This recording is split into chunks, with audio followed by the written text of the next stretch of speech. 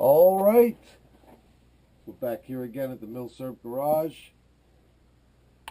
Like the customary Milsurp cigarette. And let's show you what we got up on the agenda here today.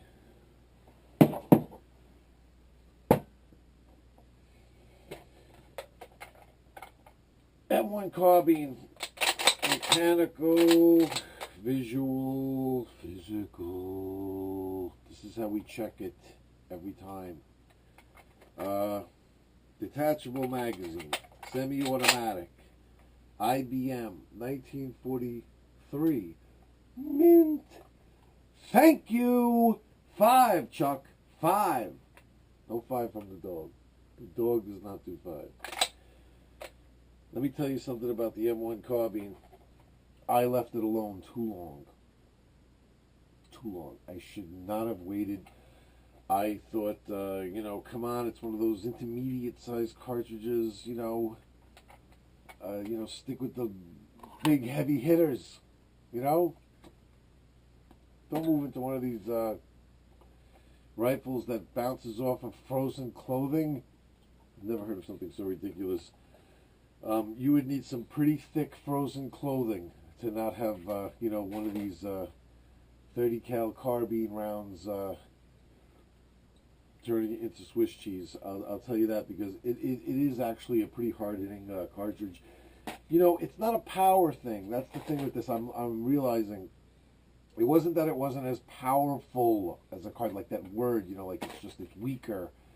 What it was it did not have the range of like a 30-06, of a 7.5 Swiss, of even the 6.5 Swedish. It doesn't have that range, you know what I mean? But up close, it is pretty hard hitting and just as effective, maybe even more effective. See, like if that up close thing translates to every factor regarding the gun, then it makes sense. You know what I mean? Like that it all comes together. And the fact that it's so small, maneuverable, it's made for up close. I mean, that's really what it's for. I could carry and fire this thing like a pistol. It's strange. It's almost like I feel like I'm holding one of those shotguns that's like a cut off a pistol grip shotgun. That's what it feels like. No, it doesn't. It actually doesn't. It feels like an M1 carbine is what it feels like. And Chuck, what are we doing here with this video? We're telling people about an M1 carbine. Come on, get in here. Sorry. So the story with these are, there's a million things to know. So if you really want to be an expert, start reading now, and maybe sometime, maybe 25 years from now, you'll be half of an expert. That's how much there is to know about these things. What is this, cigarette completely on fire? So, you're never going to know everything there is to know about these things. It's just impossible.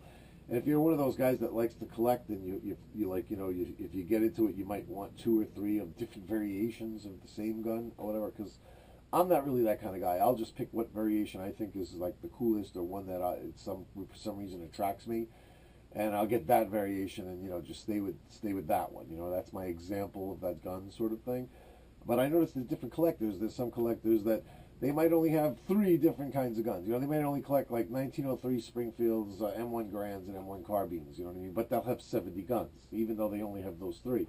If you're one of those guys, you really got to be careful with these, because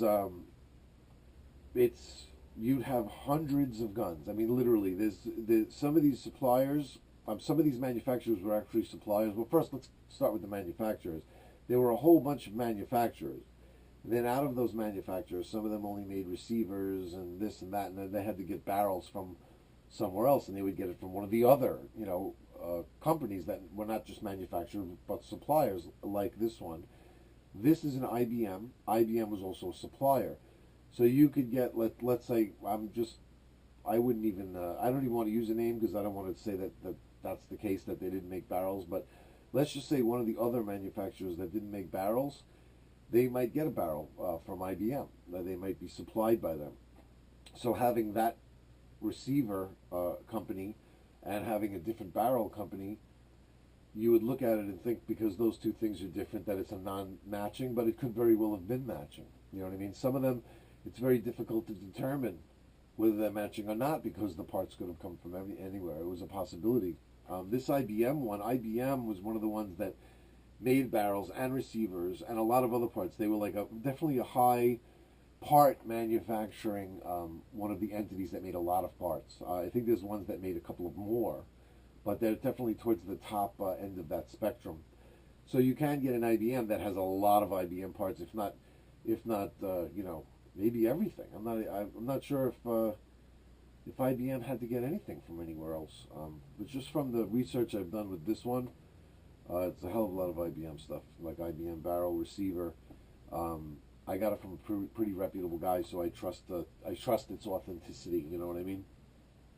That says a lot, because to trust authenticity with these things is also really going out on a limb. You better really trust the guy and not just use those words lightly, because there are a lot of fake marked ones and things like that. You do have to be careful whenever something enters a real strong realm of collectability with dollars involved. There's always going to be that type of nonsense. So you do have to be careful. And you want to make sure that your seller, if you're going for originality and you're paying more dollars for originality, you really want to make sure your seller is reputable, and that because there's so many different variations that even your seller might be a little confused with certain aspects, you really want to do your research to that one niche. Like if you're buying an IBM, really delve into the IBM ones. Because I looked what the certain codes should be here and there, and everything that I could identify seemed legit. I'm sure after owning it for a bunch of years and knowing more about the rifle, I might be able to actually learn certain things where I may find something that might not be correct. But so far, in the goings over, it seems like everything's pretty cool. And you see there's older ones, newer ones. I wanted one of the older. This is a August of '43 barrel date, build date. So it was one like built during World War II. And those have, this high wall wood over here, they call it. High wood, I shouldn't say high wall, it's a high wood receiver, they call it, because it covers more of this operating rod. And this small flip safety here, instead of, looks like the 18s here, instead of an adjustable sight, it's just this flip sight that you're just kind of stuck with. No windage adjustments or even elevation adjustments with this front sight, I don't think. I think you're just kind of stuck with the way the sights are on these guys, with these older ones. They have a push button safety. They later changed that to a flip safety, like a flat top bolt instead of just a round bolt where it was just like a tube. This is like cut flat on the top, kind of like an M1 Garand looking bolt.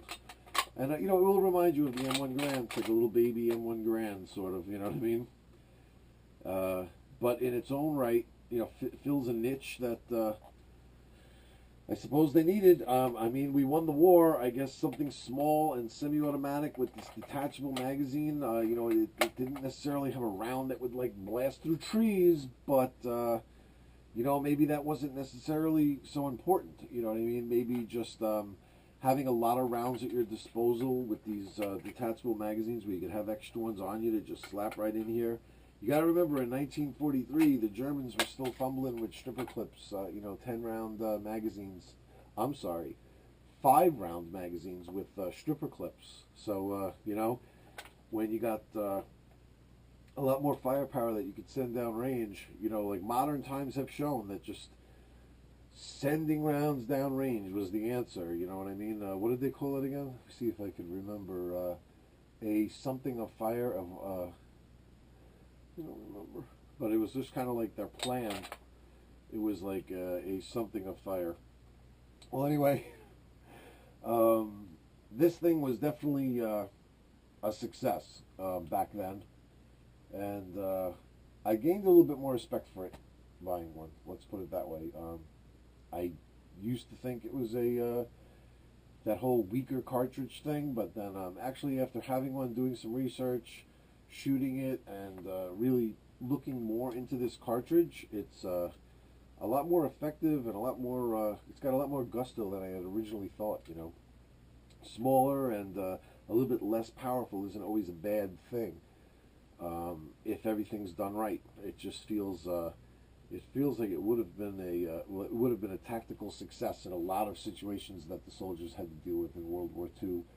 You know, it was a lot of street by street fighting in some areas. It wasn't always just out in the countryside, you know, and you know, house by house stuff going on like that, you know, and something that's large and unwieldy wouldn't really function as well as something like this. You know, you'd really be able to you know, clear a house with one of these things and moving room to room without, you know, getting all out of shape. And that's that. M1 Carbine, right, Chuck? Huh? Huh? There you go. Don't look at me like that. You got to get some exercise, man. All right. Everybody, you have a good one. I'll put up a range video with it soon. And show you how it looks when it's actually in motion. You all take care.